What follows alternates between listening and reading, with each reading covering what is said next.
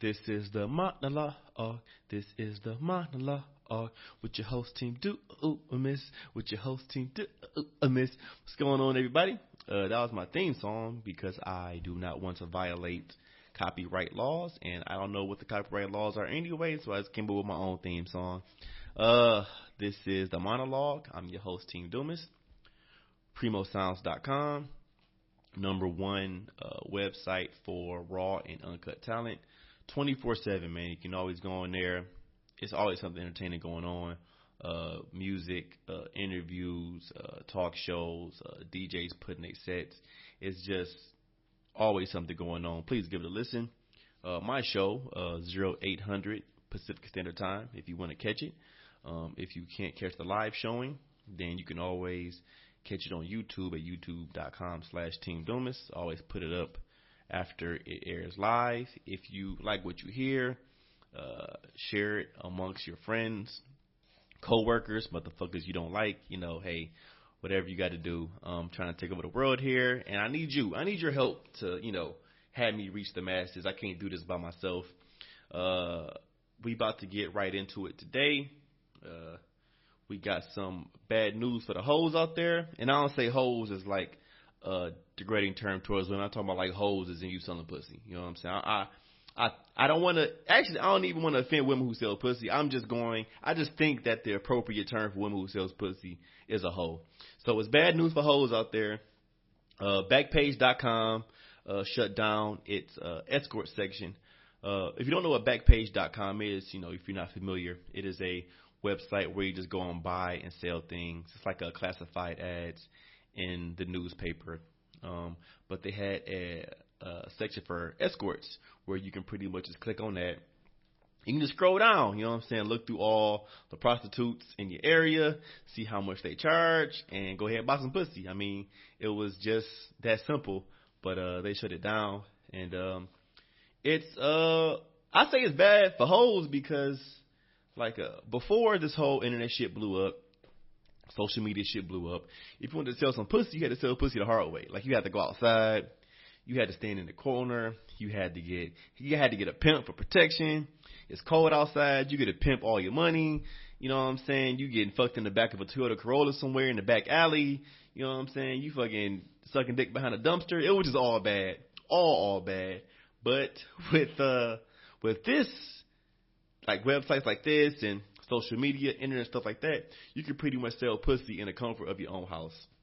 You can be washing dishes or some shit, I don't know, watching TV, I guess, Love and Hip Hop, I guess that's what some shit, that's a TV show some hoes will watch, Love and Hip Hop. And you can watch Love and Hip Hop and you get an alert on your phone saying, hey, this dude wants to buy some pussy, do you want to sell it or not? And then you can be like, you know what, I feel like selling some pussy right now. And you put your whole clothes on, you hop in your whole car, and then you drive over to wherever he is, and you suck some dick, and then you get your check, and then you just come back home. You know what I'm saying? It was just that simple. But now they shutting this down. And then it also sucks for the dude buying some pussy now, because if you want to buy some pussy, in the old days, you had to fucking hit the strip. You know what I'm saying? You got to drive around. You got to find out where the hoes at. You got to, they got pimps. You got to fucking drive behind the alley, get your dick sucked right quick. It was all bad. But with this stuff, to cut the middleman out, person A wants to buy some pussy, person B selling pussy, y'all go on the same website and just meet up. You know what I'm saying? That's all it was. But now it's hard because with this shutdown, it's like the places you go to get some pussy on the internet, like you got Craigslist, but ain't nobody about to go on Craigslist and buy no motherfucking pussy. Like, buying pussy on Backpage is already sketchy as it is, but Craigslist, dog, like, you ain't know what's about to walk through that motherfucking door if you buy some pussy on Craigslist, like. And if you are the type of person that's selling pussy, I won't even sell pussy on Craigslist, because there is no telling what type of motherfuckers on Craigslist searching for pussy, dude. Like, that motherfucker probably got jars of fucking human hands in his basement or some shit like that. So you gotta cross out Craigslist, and then you got the whole famous Instagram where all these Instagram models, fitness models, they got the booking info in their bio section. The booking info is pretty much if you want to buy some pussy. But that's like expensive pussy though. You know what I'm saying? That's not like, hey, I got fucking $75 to burn and I got to bust a nut right quick selling some pussy. That's some fucking, you got to fly a bitch out. You know what I'm saying? And she want to go out around the town and shit, pussy. You know, ain't no. That's pussy that motherfucker like NFL, NBA, rap motherfuckers going on by that motherfucking pussy. You know what I'm saying? Like, so if you want to get like, I want to say that Backpage like a Walmart for buying pussy. Like I'm on a budget. I want some pussy. I want some pussy that has some type of grade to it. I guess I can go to Backpage.com and get some. And they shutting that motherfucker down. Well, they already shut it down, and it's pretty sad both ways, man. I hope the hoes find a way. You know what I'm saying? I hope they still find a way to make it happen because hey, hoes gotta eat too. You know what I'm saying? Like, and food ain't cheap. Shelter ain't cheap. Hoes gotta live too. You know what I'm saying? So shout out to all my hoes out there. Hopefully y'all still make it happen. Even though Backpage shut down, hopefully y'all can still, thrive in this cold, cold world. Speaking about thriving, so Donald Trump, next president, you know what I'm saying, and he wanted some people to perform for his inauguration, right? And I don't know if you know this or not, but I want to say the black community as a whole in America does not ride for Donald Trump. And they're pretty much saying like any black person who really rides with Trump is going to get drugged on social media very harshly. One of the first people to step up to the Trump plate was Steve Harvey. Steve Harvey been frauding motherfuckers for the past 30 years. Shitty comedian. He needs to go to Bernie Mac's resting place, wherever it may be. R.I.P. Bernie Mac. May you rest in power. And he needs to lay some flowers on that grave. He needs to pray in front of that grave every day because Bernie Mac saved Kings of Comedy. And for Steve Harvey to even call himself King of Comedy is a fucking joke in itself. If it wasn't for Bernie Mac, that shit would be subpar. So he needs to be thanking Steve Harvey. Then he went on from a shitty comedian. Then he went on to give shitty relationship advice that had women eating that shit up. First of all, you can't trust a motherfucker that has a lined up fro one day and is bald head the next day. Very untrustworthy dude. I was telling people a long time ago to not fuck with Steve Harvey. But people were looking at me like I was crazy, like I was a hater. You know what I'm saying? Not those same people that was calling me crazy, calling me a hater. They dragging Steve Harvey because he on the Trump bandwagon. You know what I'm saying? So it's pretty much three type of black people when it comes to Donald Trump. Black entertainers, I should say. And it is those who don't want anything to do with Donald Trump whatsoever. They have a image to maintain. They don't want to lose their fan base. They just don't fuck with Trump. They just love Obama to death. Whatever the case may be, you have those people. Then you have people B. It's the motherfuckers who want a seat at that table. You know what I'm saying? They want some of that.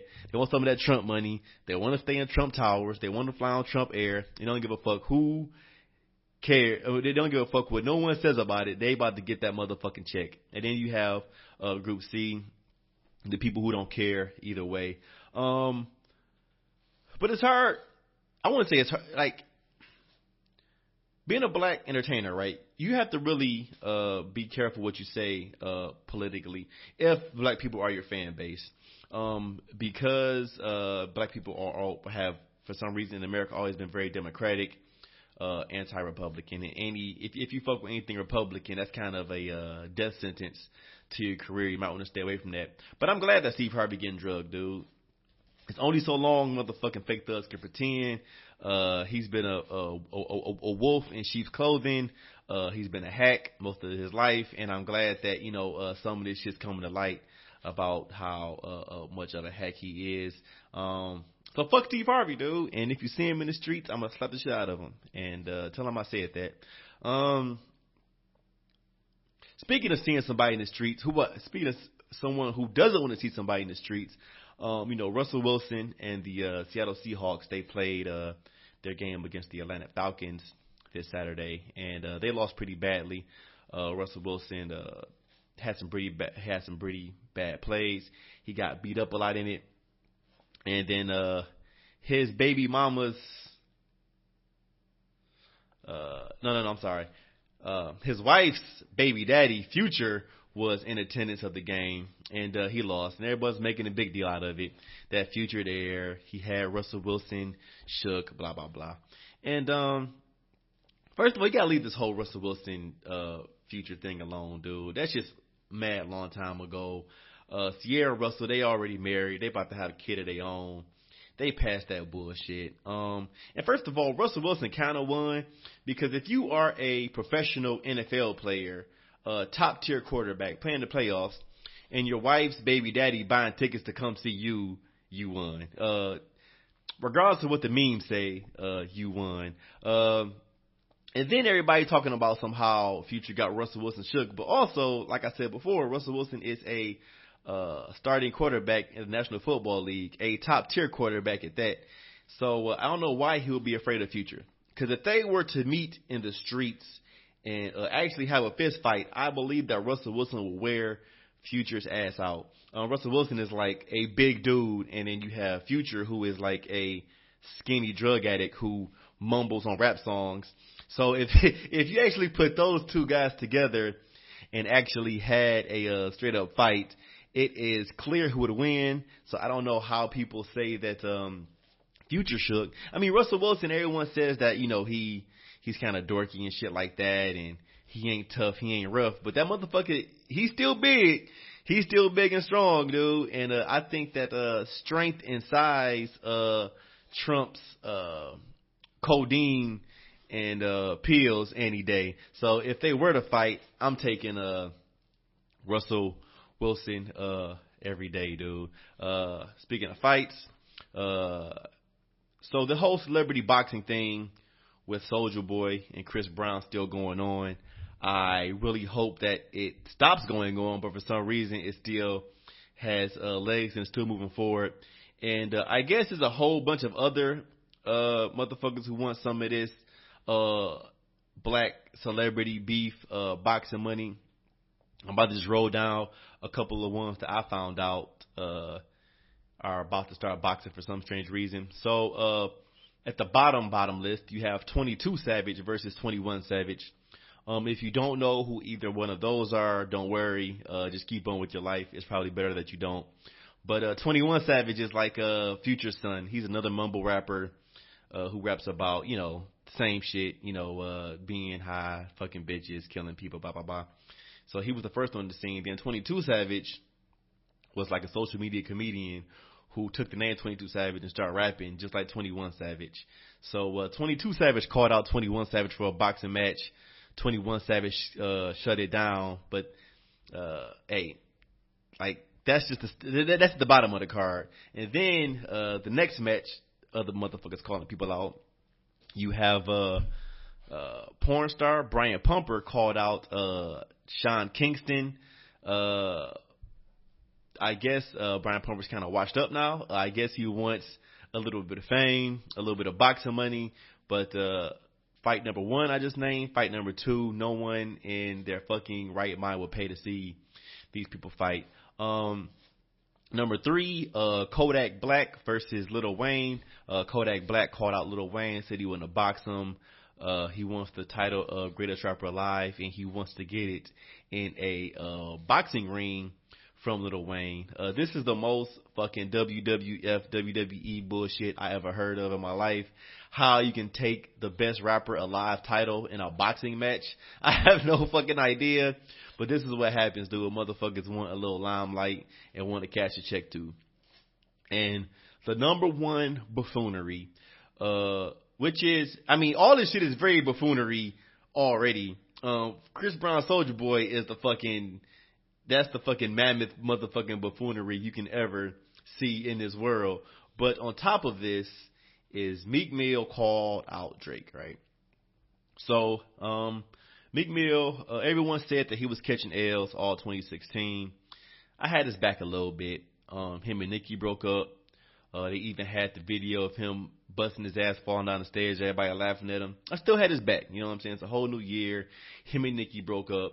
Just because you were in a relationship with somebody and it didn't work out and y'all ended up splitting ways, it does not mean it's necessarily L on your part. So I still had his back on there. But this dude has the front facing camera, and he said that he would box Drake for $5 million and Nicki could be the ring girl, right? Why Meek Mill is calling out Drake for anything, I have no fucking clue, dude. Like, you gotta just take that L that Drake handed you a long time ago and just ignore that shit. You know what I'm saying? You can't keep bringing it up because motherfuckers gonna stay on your head, dude. It's not gonna go anywhere. Like, that publicity isn't good for you. Being known as the dude who got viciously just killed in a rap battle with Drake, the R&B dude, is not a title that you want to have for a very long time. So why he's still bringing this Drake shit up, I have no idea. Drake ain't said shit about Meek for a long time. That's how you know Meek got to be in his feelings. If you still bringing up old shit, you still in your feelings about it, dude. So Meek, please, please, please, from the bottom of my heart, dude, don't do this shit no more. You know what I'm saying? Also, I want a petition to stop front-facing cameras 2017 because no good thing ever comes from a man using a front-facing camera. Because, first of all, you can't really talk tough in front of the front-facing camera off rip. You know what I'm saying? Like, people use that to take pictures with, like, dog ears with the fucking tongue coming out and shit. Like, you can't look in the fucking front-facing camera cussing motherfuckers out, blah, blah, blah, blah, blah. I'm gonna fuck you up, blah, blah, blah. Like, you look like a fucking idiot, dude. Like, that is some straight up, like, whole shit, dude. Like, I ain't talking about the hoes that selling pussy on Backpage. I'm talking about whole shit is like, that is just, like, not cool whatsoever, dude. That's like one of the least cool things you can do is talk tough in front of a front-facing camera, man. Like, I have no idea why you're doing that. Please stop this. Next time, like, if you have a homeboy and he got the front face of the camera and he looking in that bitch and he hit record, he about to say some dumb shit, smack the fucking camera out of his hand, dude, because he's about to embarrass you. He about to embarrass his mama. He about to embarrass him. You know what I'm saying? Like, everyone who has anything to do with that situation is about to be embarrassed. So please don't let it happen. Stop front-facing cameras 2017. I'm starting a movement right now. Hashtag it. Pass it on to your friends. No front-facing cameras. Unless you are a woman on Snapchat, front-face camera it up. Actually, no. I take that back. You can front-face camera all you want. Just don't talk tough in front of a motherfucking front-face camera. Because you look like a buffoon, dude. Just don't do it. And last thing on the list, speaking of buffoons, we got WorldStarHipHop.com in talks with MTV about to get their own show. I guess MTV doesn't want VH1 to be the only TV station to be degrading black people the way it does. VH1 been making money off of black people looking stupid for a long motherfucking time. I think it started with either Flavor of Love, I think, when they had the cockroach known as Flavor Flav. They found a lot of, actually, all the girls that was on Flavor Flav back in the day would probably be Instagram models right now. So they found the Instagram models of their time, put them in the house with Flavor Flav, and made them fight for the chance to suck his dick. You know what I'm saying? And ever since then, it's been a sharp decline of black entertainment on VH1. They just try to catch you at your worst. And MTV was like, wow, how can we beat Love and Hip Hop? How can we beat this fucking coon shit like this? Like, what can we do? So they went to the bowels of the internet. Like, if you want to see some nigga shit, you know what I'm saying? I don't mean nigga in a good way either. If you want to see some straight up nigga shit, go to WorldStarHipHop.com. And that's where MTV went. And I guess they went to WorldStar and said, hey, all that nigga shit that you got, we will pay you money to put that nigga shit on our TV screen. And that's coming to your the channel sometime 2017.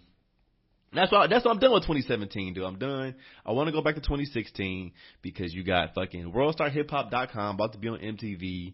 It's about to be way too much nigga shit on TV nowadays, dude. That's how you know it's time to get rid of TV. Then you got the fight that no one wants to see happen. Soulja Boy versus Chris Brown with the weak ass fucking undercard. You know what I'm saying? You got black entertainers fucking tripping over themselves to fucking get some of that Donald Trump dick. It's just all bad, man. It's just all bad. But we'll get through it together, though. We will. This was Team Dumas. The show was The Monologue. Like I said, man, PrimoSounds.com. #1 station out there. If you like it, both like and share it to your homeboys, your friends, your baby mamas, your girlfriends, your wives, whatever that may be. And that's it, man. I'll see you guys next week. Peace out.